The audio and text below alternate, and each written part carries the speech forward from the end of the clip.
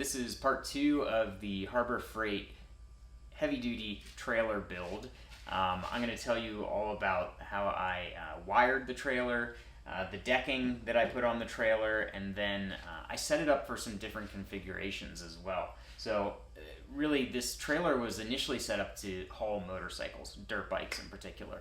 So I can put three dirt bikes at the same time on the trailer. I have removable sidewalls that I built that can be installed and taken off. I've got ramps, steel ramps for the dirt bikes that mount onto the sides of the trailer, and a couple other little accessories, including a lot of tie downs for everything. So I'm going to walk you through some of the different add-ons that I did, what it cost me, and also how much time it all took. First and foremost, I want to talk about how much all of this cost me, because now that it's all said and done, it cost me a lot more money than I thought it was going to at the beginning. My original objective was to build a trailer that I could pull my dirt bikes with and that wouldn't break the bank. I'm about $1,200 into everything, and that includes like the steel ramps for the dirt bikes, all the hardware, even these motorcycle chocks that are expensive. It really adds up, so I caution those out there that are trying to save money. If you have a build out you want to do for it, you might want to look at some of the finer details of the money you're going to need to spend, because it adds up really quickly. Now, I'm very happy with it. If I could do it all over again, I would definitely start looking at some of those pre-made steel trailers that have a lot of the kind of utility already built in, just to consider, So think about that when you're building this out. You're probably going to spend $1,000 if you're really trying to make a nice Harbor Freight trailer build. Lastly, before I dive into some of the details, how much time did it take to do the full build out? It took way more time than I thought it was going to. Putting the trailer together was relatively quick. Building out everything else, putting the decking on, sealing the decking, getting all of these accessories built onto the trailer, I can't even guess, 40 hours, maybe more. Now, I really put a lot of fine detail into it all, but plan on this being the longest part of the project. It's going to take a lot more time than you think. First, I had to do the wiring for the trailer. I chose to run a dedicated ground wire through the trailer. In the instructions, they tell you to just kind of screw the ground into a screw that goes onto the frame and then pick it up in the frame in the back. But the thing is that the trailer is not really connected, because it's a folding trailer. You don't have good metal continuity going all the way through it. I highly recommend getting extra cable for your ground and running a ground cable with all your other wires. It's not that expensive. It's not that much harder, but I think it'll result in a longer lasting, better product. I have done a lot of wiring in my day, and it's very important that you use proper wire connectors when you're splicing wire together. These style butt connectors are my favorite. You basically put the wire in both ends, you crimp it, and then you use a heat gun or a blowtorch on the butt connector. It melts the plastic and actually seals it to the wire, and hot glue comes out. I then run heat shrink over that butt connector, and then use the heat gun or the blowtorch again to shrink the heat shrink onto it. This will make a really good weatherproof connection. It won't ever rip out. It won't ever fail. Just trust me, if you haven't done this style butt connector before, learn about it, start using these. It's the only way to do it. So after I got everything all run and spliced together, and before I zip tied it to the frame, I put this conduit over top of the entire wiring loom, finished it off with electrical tape on the ends. I think that's really good to keep it protected so that it doesn't get hit by rocks or debris on the ground. And you can see that I've got it running all the way through here, kind of routed through the frame and around through the trailer. Check this out. So when you go through the middle of the trailer, you need to fold it in half before you zip tie your wiring loom to the frame, because there needs to be some extra room in the wiring harness. And you can see how much extra there was in mine. I ended up running a bungee cord that holds it in place so that it's not dangling. There might be a better way to do this, but it's what I did for now. That way, if I need to fold the trailer, I just unhook the bungee cords, and then I've got that extra slack that I need to fold up the frame.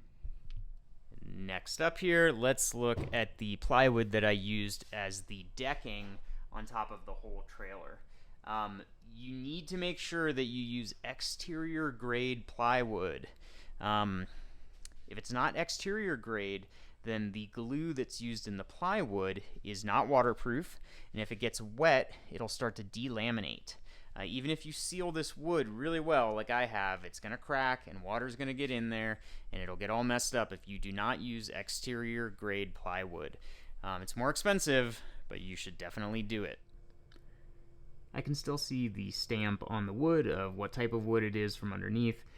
Exterior grade, the thickness is 0.7 of an inch, or 23/32. So almost 3/4 of an inch thick. I think this was a good choice. It seems to be pretty sturdy, and like you can see here, I've got the chocks for my motorcycles really bolted down well. There's no flex in it, so this seemed to work out really well. So I chose to use carriage bolts for all of the decking. There are holes already drilled into the frame for it. Honestly, it's kind of a pain in the ass to mark it from the underside and drill your hole in the correct place, so just take your time and try to do it right. I used a little bit of blue Loctite on every single bolt, probably overkill, but I thought that maybe the wood would flex over time and that it would be nice to have that extra grab on the nuts.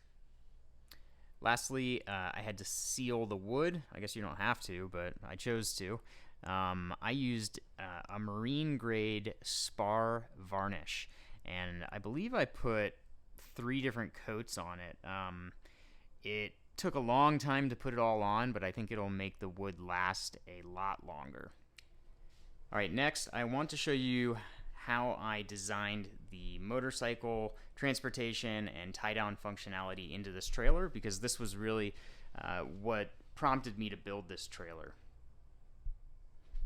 First and foremost, you can see that when I'm transporting 2 different motorcycles, I had to space them pretty far out to the edges to make sure there was clearance for the handlebars. And because of that, I needed more extension coming off of the frame so that I could have my straps that tie down to the handlebars. So I bought this steel angle iron. I'm pretty sure it's 3/16 thickness. It's pretty heavy duty. There's not a lot of flex in it. It's actually really strong. And I just mounted it right through to the frame of the trailer, and it's actually holding down the front of the plywood. But this is awesome. It's worked really well. I can put a lot of pressure on it, and it does not bend.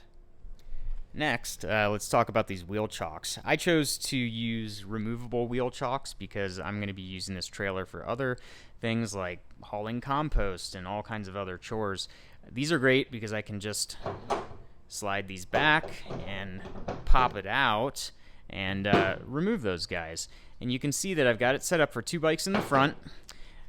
If I'm only transporting 1 motorcycle, I would put that guy in the front just by itself, and then I can tie down easily to this angle iron. And if I'm transporting 3 bikes at once, I designed it in the back so that I've got a 3rd wheel chock that goes like that.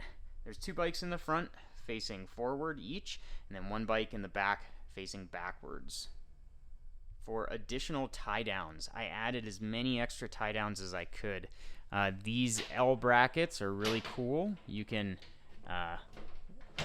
remove these clips and then you can put them wherever you want here. I wanted it to be flexible depending on the bike configuration I had. I added extra eye bolts here, so I put 4 around the trailer, 1 kind of on each side, and on these casters that are used when you fold up the trailer. This is what it rolls on. I drilled some extra holes in here, put a little bit of anti-rust paint on there. But adding as many tie downs as you can has been really helpful. I've used them all, and I recommend putting as many on as you are able to. These are the ramps that I bought for loading my dirt bikes onto the trailer. I have 2 of them. I bought them at Harbor Freight. I think it was like their cheapest ramp. Steel loading ramp. They're 6 or 7 feet long. They work perfectly for what I need. They're heavy, they're awkward, they didn't fit in the back of my Jeep very well, so I added these 2x4s so that I could actually mount them onto the side of the trailer when I'm transporting the bike. I mounted it to the outside of these 2x4s to give more space for the stuff that's in the trailer. I have some cotter pins that go through here to make sure it doesn't fall off, but you can see that it's very easy to just lift them off and put them back on. Just a note, all these 2x4 mounts down here, they don't really fit standard American 2x4s. You need to get like a shaver to shave the wood a little bit to make sure they fit.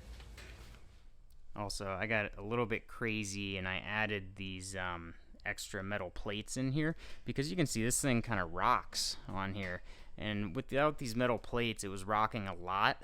You do not need these at all, but I figured if it's rocking, and this will just stabilize it a little bit and add a little bit more lifetime to that wood. But you can see that's the hole that I drilled through for the cotter pins. These are the lock pins that I made. The cotter pin is probably not the right word, but the pins that I made to hold all of my accessories onto the frame. These are just bolts that I bought, and I actually used an angle grinder to grind these notches in here. It was a total pain in the ass and not easy. These pins I bought from Harbor Freight. You can buy these pre-made, but they're really expensive. They range from like $5 to $20 a pop. This was more like maybe $15 for everything I needed, and then I had to just put in the labor of grinding them. All right, let's get into the retaining walls that I built that go all the way around the trailer, and build a walled trailer that you can use to transport compost or yard debris or whatever you need to. So again, I'm just making use of the 2x4 mounts that are all around the trailer, and these guys just drop right in.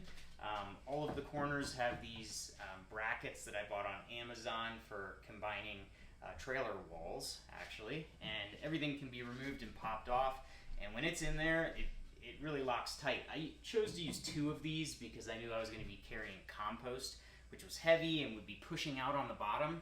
I mean, it is pretty bomb-proof. This was another one of those projects that took way more time than I thought it was going to, and I probably way over-engineered this. But I put an extra brace up top. You know, I notched out the 2x4s to kind of match in with that, and I really took my time to make these nice. And then I also sealed it with the spar varnish. So I'm hoping that these will last me a long time as well. And for my final trick, I built kind of like a little wall that goes in the back of my trailer so that people can see my trailer. The first day I took my trailer out, within 10 minutes, I got rear-ended. Luckily, the guy just kind of slid over the back of it in his pickup truck. Oh man, I didn't see you, bro. Yeah, I know. But when the trailer's flat and there's nothing on it, if you're in traffic, people aren't going to see it. So I sprayed this with some high-vis paint, and it mounts like this so that the high-vis paint is facing backwards. That way, if I'm driving with nothing on it or something small and flat, maybe people will see. So that's my full build out. You can probably see why I spent a lot of money on it and a lot of time. I honestly had a lot of fun doing it, and it's pretty versatile now. I can do a lot of different things with it, so all in all, I'm really happy with it. But you know, based on this information, you can decide if this is the kind of build that you want to get into, and if not, you can decide to maybe spend a little bit more money and get a pre-made trailer. You have a lot of options.